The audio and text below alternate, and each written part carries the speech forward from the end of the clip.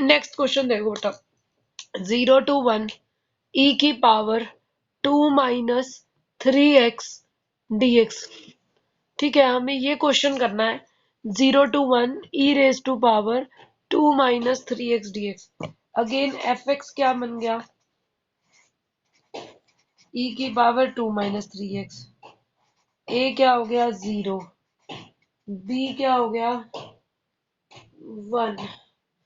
ठीक है, और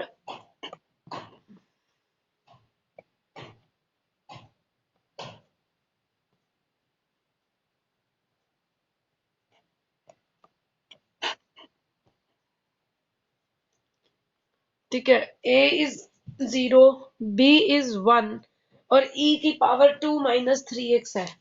अगर अब आप इसको सॉल्व करोगे तो लिखेंगे 0 to 1 e रेज टू पर 2 - 3x dx is equal to limit h tends to 0 h into a की वैल्यू 0 है तो एफ ए होता है, f 0, 0 plus h, 0 plus 2h, 0 plus n-1h, limit h tends to 0।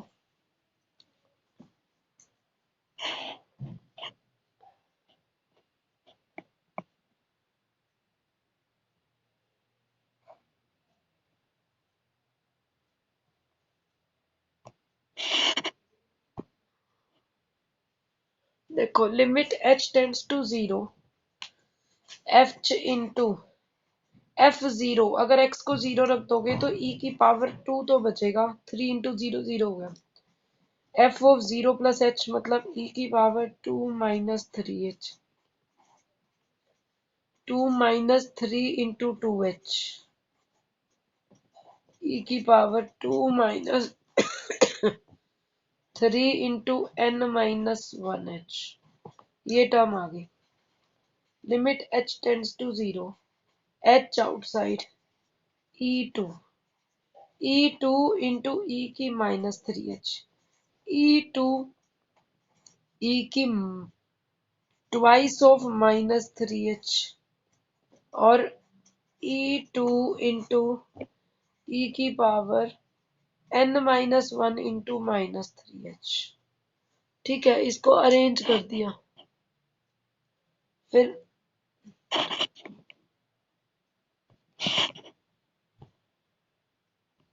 Next, limit h tends to 0, h into E square तो बाहर ले लो, सबका ही अंदर रह गया 1 प्लस ई की पावर -3h, ई की पावर -3h का स्क्वायर, ई की पावर -3h की power n-1। Limit h tends to 0, h into E square into, अब 1 प्लस ई की पावर -3h है, ई की पावर -3h तो 1/e3h हो गया। वैल्यू 1 से कम हो गई कॉमन रेशियो की, लिखेंगे यही, लेकिन a इंटू 1 माइनस ई की -3h raise to power n by 1 minus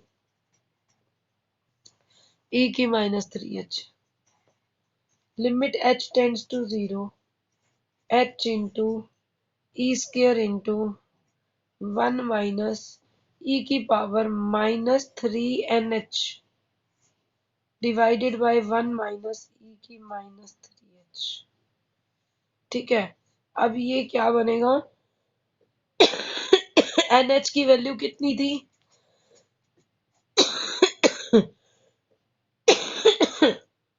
b minus ए, तो 1 - 0 इज 1, तो आपके NH की वैल्यू तो कितनी है 1 है। अगर NH की वैल्यू 1 है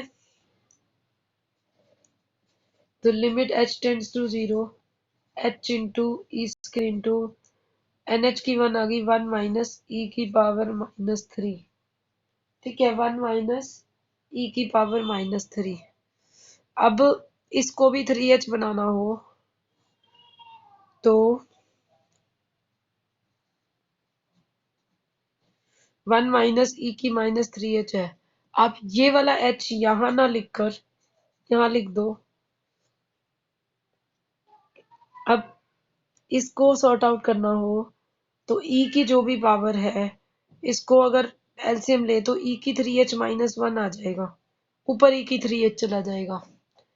मतलब इसको लिख दो ई स्केयर 1 -1 बाय ई। ठीक है, ये तो ये बन गया जो था। इसको क्या लिख सकते हैं, जिसके साथ लिमिट लगानी है वो बन जाएगा limit h tends to 0, e की पावर -3H है, ये बन गया बेटे ई की 3H -1 बाय h है, और ई की 3H है। 3 से मल्टीप्लाई 3 से डिवाइड कर दो, 3 से मल्टीप्लाई, ये बन जाएगा ई की 3H -1 और ये सारा 1, ई की 3H भी ई की पावर 0 1 1 बाई 3 बचेगा। तो फाइनल आंसर आपका क्या आ जाएगा, आंसर में बचेगा देखो limit h tends to 0 3H by e की 3H -1 limit h tends to 0 e की 3H, और एक 1/3 बच गया था ई स्क्वायर -1 बाई ई। ये बन गया 1, ये बन गया 1, 1/3 ई स्क्वायर अंदर ले जाओ तो ई स्क्वायर -1 बाई ई। तो फाइनली आंसर है 1/3 e square -1 by e is required answer.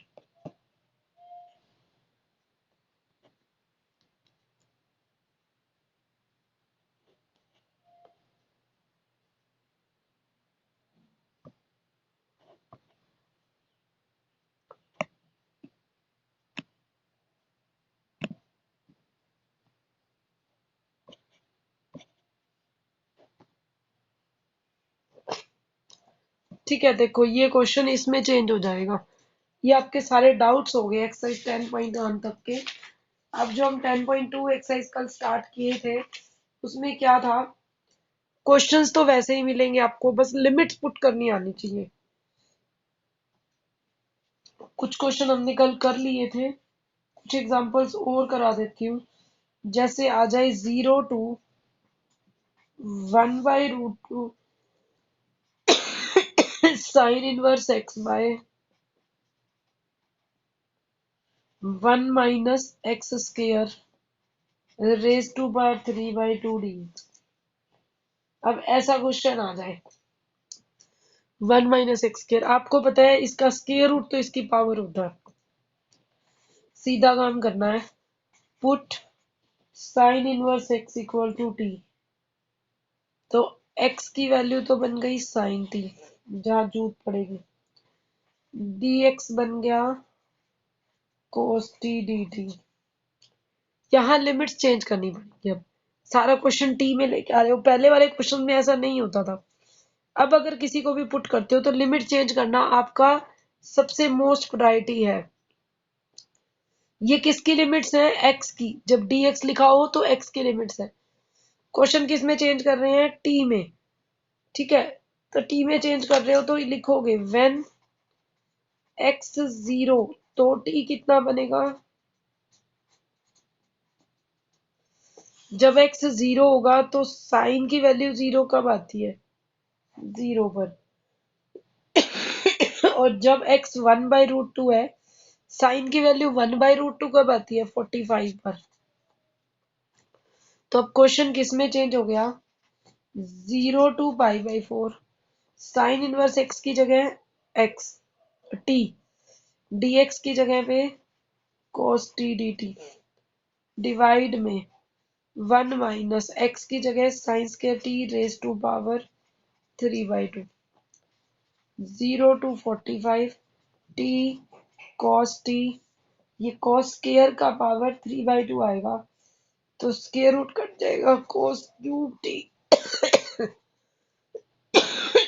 dt बन गया 0 to 45 t इंटू एक कोस कट जाएगा और 1/cos स्क्वायर को सीकेंड स्क्वायर t dt। अब इंटीग्रेटिंग बाय पार्ट्स, लिमिट्स तो आपको साथ साथ दी हुई है, आपको करनी पड़ेंगी पुट। इंटीग्रेटिंग बाय पार्ट्स क्या आएगा, फर्स्ट फंक्शन किसको लोगे, t को, t as it is, secant secant square का इंटीग्रेशन टेंजेंट t, लिमिट डल जाएगी साथ के साथ 0 to 45 माइनस 0 to 45, फर्स्ट का डेरिवेटिव 1, सीकेंड स्क्वायर का इंटीग्रेशन टेंजेंट t dt। अब t is 45, tangent 45 minus 0, multiply सारा, upper limit minus lower limit, हमेशा अपर लिमिट पुट होगी फिर लोअर लिमिट पुट होगी, ये चीज आपको ध्यान रखनी ही है। अपर लिमिट माइनस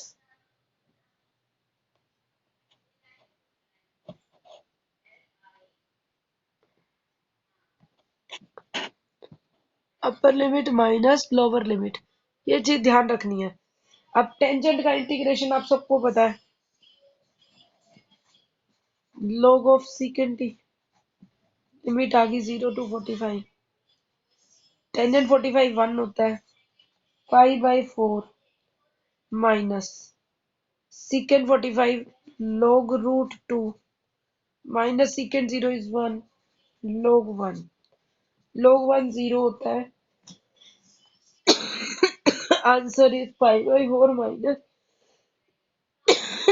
log ऑफ √2 को क्या लिख दोगे, 2 की पावर हाफ, नेक्स्ट स्टेप में बन जाएगा 5/4 माइनस हाफ log 2, ये आंसर आ जाएगा। ठीक है, नेक्स्ट क्वेश्चन देखो।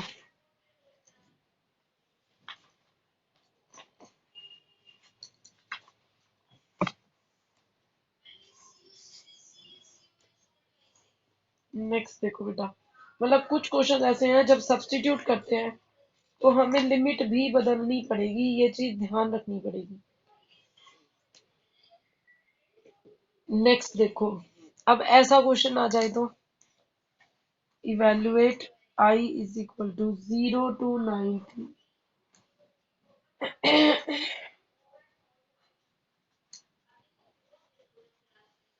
dx by 4 sin square x 5 cos square x dx by 4 sin square x 5 cos square x। In questions को करने का तरीका बताया था, वैसे ही करना है, लिमिट लिखी रहे 0 to 90। देखो जब आप डिवाइड करोगे cos स्क्वायर से तो 4 tangent square x plus 5 dx के साथ क्या आ जाएगा, सीकेंट स्क्वायर x। मैंने न्यूमरेटर डिनोमिनेटर को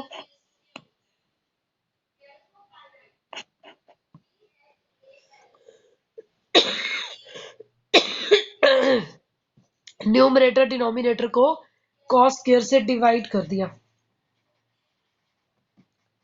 divide numerator denominator by cos square x।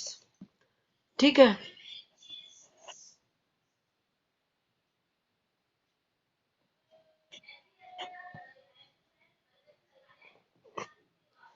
Numerator denominator by cos square x। ये क्वेश्चन चेंज हो गया इसमें। अब आपको क्या करना है, put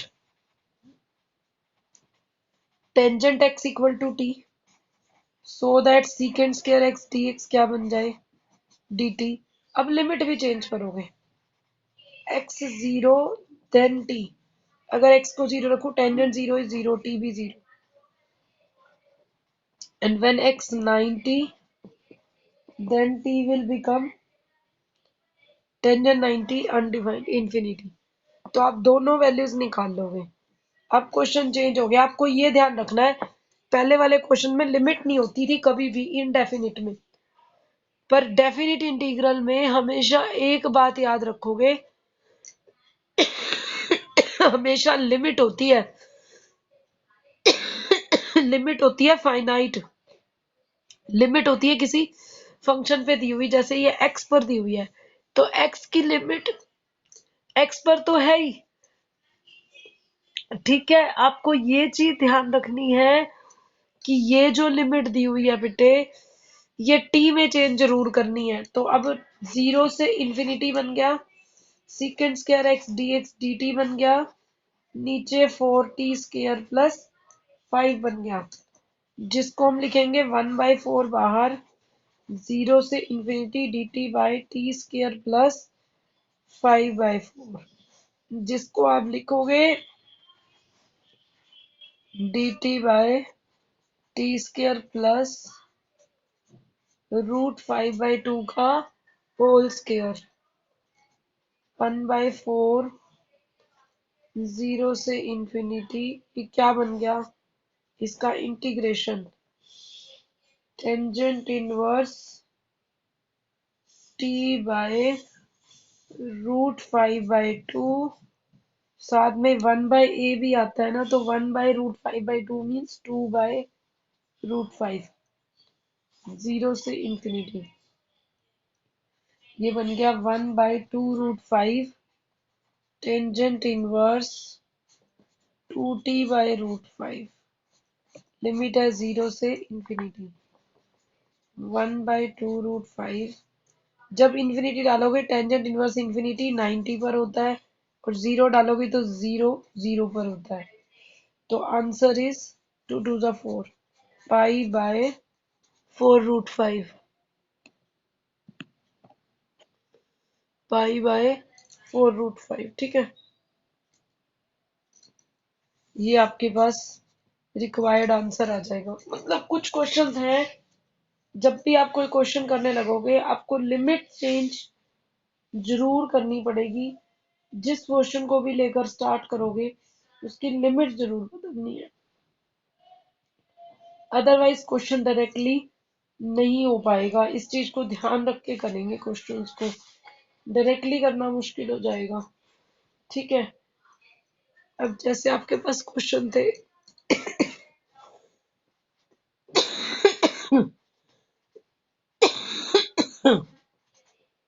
0 to 3,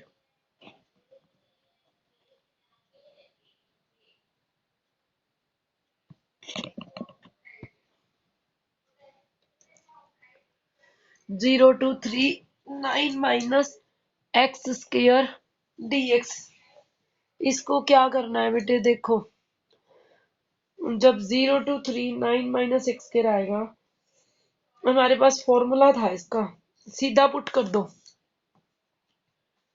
a² minus x square का x/2 a² minus x square plus a² is 9/2, a² minus x square का क्या होता है, sine inverse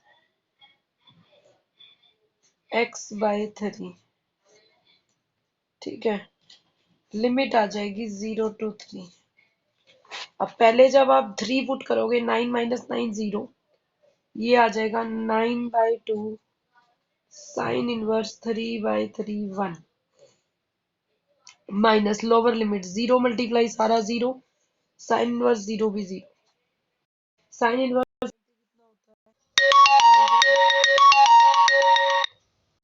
sine inverse 1, sine inverse 1 क्या बनेगा 90, तो 9/2 π/2, 9 π/4 इज आंसर, ठीक है। आप डायरेक्ट कर सकते हो फॉर्मूला पुट करके, इसको कुछ सपोज करके करना हो सपोज करके भी कर सकते हो, दोनों मेथड है आपके पास, आपकी चॉइस होती है, आप इसको कुछ मान के कर रहे हो या वैसे कर रहे हो। नेक्स्ट देखो, नेक्स्ट है बेटे, अगर हमारे पास कोई भी क्वेश्चन इस टाइप का आ जाए कि मुझे लीनियर फैक्टर भी बनाने पड़ जाए, मान लो I is equal to 0 to 1 2x + 3 5x² + 1 dx। अब ऐसा कोई क्वेश्चन है तो हमने क्या किया था, न्यूमरेटर लीनियर हो तो न्यूमरेटर को लिखते थे constant into derivative of denominator plus b. ये आ जाएगा a into 10x plus b. Comparing coefficients क्या बनेगा, x का कोफिशिएंट 10 है, उधर 2 है, तो a की वैल्यू 1/5 और b is equal to 3। Compare करने के बाद अब आप i को क्या लिख सकते हो, 0 to 1 a into 10x 1/5 into 10x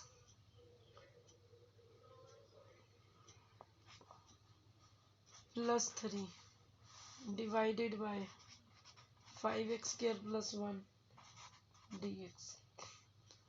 ये बन जाएगा 1/5 बाहर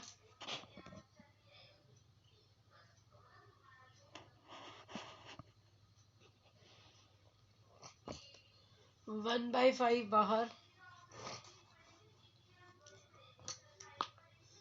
10x + 3 है, तो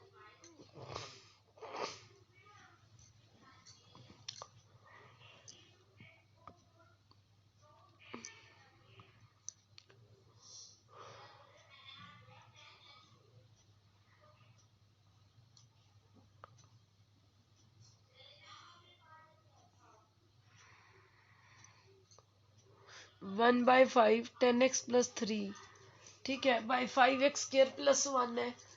अब इसको ध्यान से देखो तो 1/5 बाहर 0 to 1 10x by 5x² + 1 dx plus 3/1/5x² + 1 dx।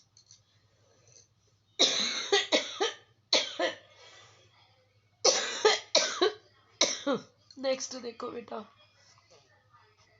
1/5 function के ऊपर फंक्शन का डेरिवेटिव आ जाए तो लॉग लगती है,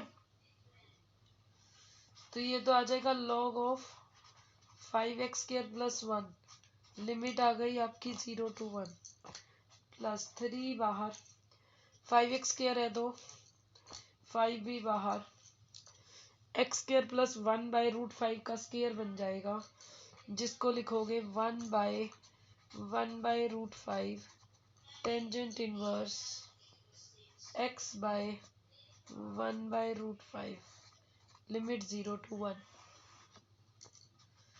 1/5 1 पुट करेंगे तो log 6 माइनस log 1, अपर limit minus lower limit, log 1 भी 0 हो जाएगा नेक्स्ट स्टेप में।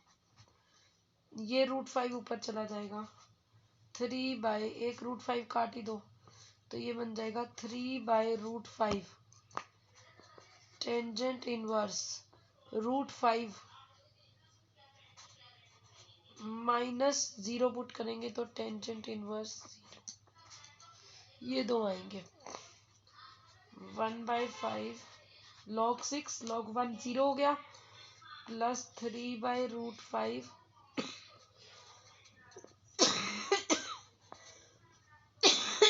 टेंजेंट इनवर्स √5 टेंजेंट इनवर्स 0 0 हो गया। ये आपका रिक्वायर्ड आंसर हो जाएगा। मतलब जो हमने 9th चैप्टर में क्वेश्चंस किए हैं ना, वैसे ही क्वेश्चंस हैं, बस रिपीट हो के आते रहेंगे, ठीक है, सेम वैसे ही क्वेश्चंस होंगे, बस क्वेश्चंस में रेपिटेशन होता रहेगा। वो क्वेश्चंस का रेपिटेशन ऐसे ही है, मतलब होंगे तो पुराने। आपको लिमिट पुट करनी आनी चाहिए, लिमिट चेंज करनी आनी चाहिए, सबसे इंपॉर्टेंट काम है। अगर हम चेंज नहीं करते सब्स्टिट्यूट करने के बाद तो क्वेश्चन गलत हो जाएगा, चेंज करना जरूरी है। अब देखो मान लो आई आ जाए ऐसा 1 से 2 dx bye x into 1 + x²। अब आप इसको क्या लिख सकते हैं बेटा, देखो, consider 1/x into 1+x² is equal to a के नीचे तो एक लीनियर फैक्टर और bx प्लस सी के नीचे दूसरा फैक्टर, दोनों फैक्टर आ गए, क्रॉस मल्टीप्लाई करेंगे तो 1 is equal to a into 1+x² और bx प्लस सी इंटू 1x। ठीक है, कंपेयरिंग करोगे तो ये आ जाएगा x² का कोफिशिएंट a और इधर से b प्लस x का कोफिशिएंट इधर से c और उधर है ही नहीं, प्लस कांस्टेंट a इज 1। अगर कंपेयरिंग करें तो a प्लस b इज 0, ठीक है, और c is 0 and a is equal to 1। अगर a 1 है तो b इज -1, ताकि ये 0 बन जाए। ठीक है, और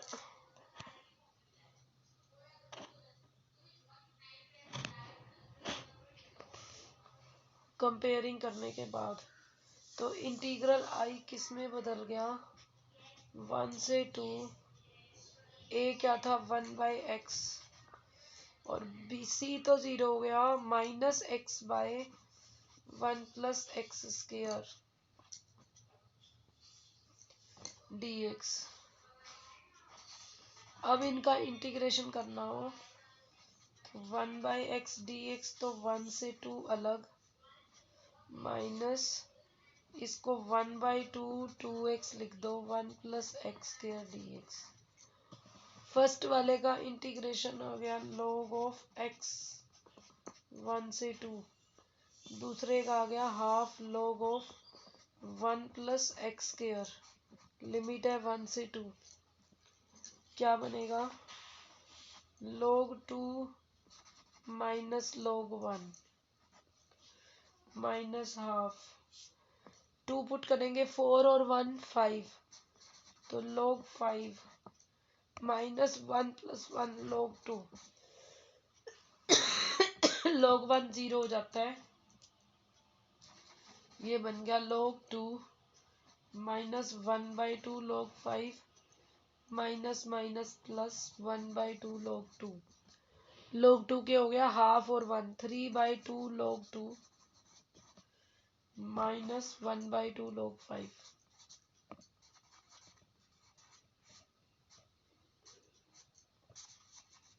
ये आपका रिक्वायर्ड आंसर बन जाएगा। तो इस टाइप से आप क्वेश्चन सॉल्व आउट कर सकते हैं, सॉल्व करके फिर आंसर्स आएंगे आपके। जो भी क्वेश्चन सॉल्व करेंगे, ये एक्सरसाइज 10.2 के जितने भी क्वेश्चंस है ना, ऐसे ही सॉल्व होंगे बेटा। देखो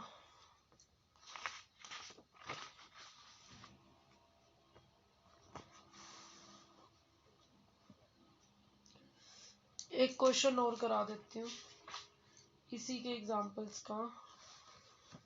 एग्जाम्पल 13 है,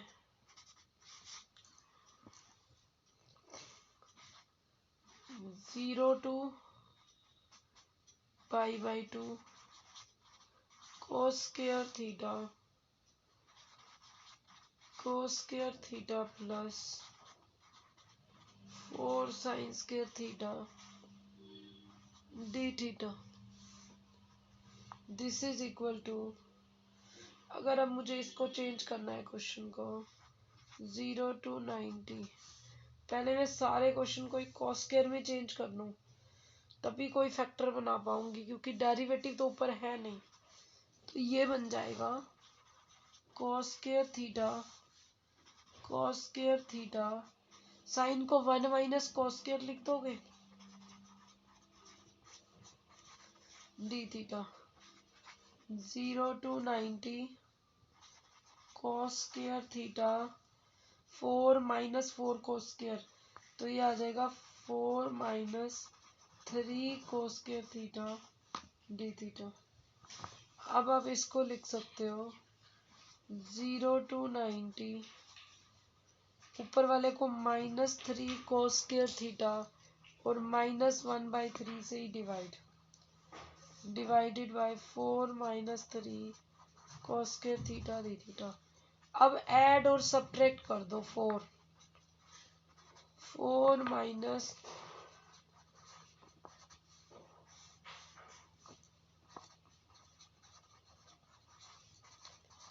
अब ये क्या बन जाएगा बेटा, -1/3, एक तो आएगा 0 से 90 1 डी थीटा, 1 बन गया, और एक माइनस माइनस प्लस हो गया, 4/3 बाहर कर दो,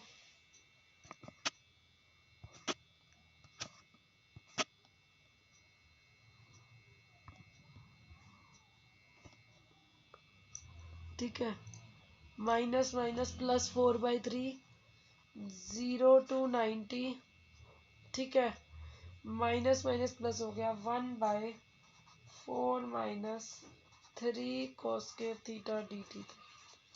फर्स्ट का तो इंटीग्रेशन आ गया, π/2, 1 का थीटा तो माइनस का π/6 हो गया।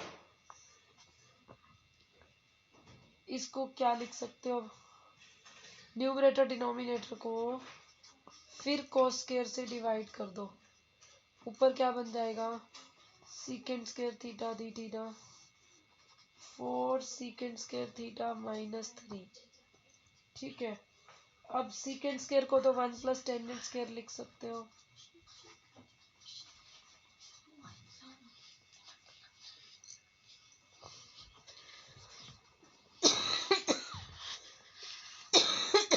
फोर इंटू 1 +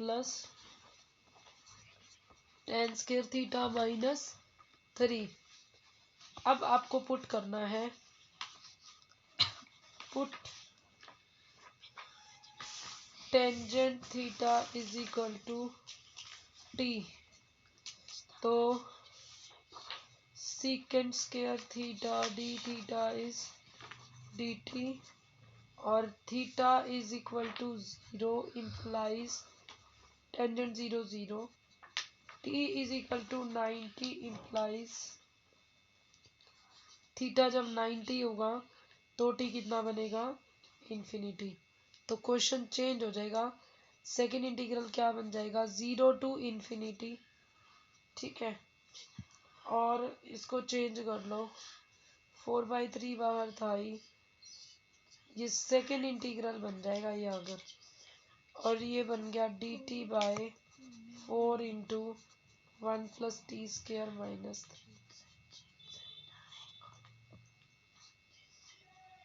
इसको सॉल्व करोगे और आंसर ढूंढोगे और t की लिमिट्स डालोगे, सॉल्व होने पर ये आंसर आ जाएगा π/3। आफ्टर सॉल्विंग सॉल्व करेंगे तो ये π/3 बनेगा, और -π/6 + π/3, आंसर π/6 आएगा इस क्वेश्चन का। मतलब आपको ध्यान रखना है कि लिमिट्स भी चेंज करनी है, तब क्वेश्चन सॉल्व कर पाओगे, ठीक है। आज वाले टॉपिक में यही था।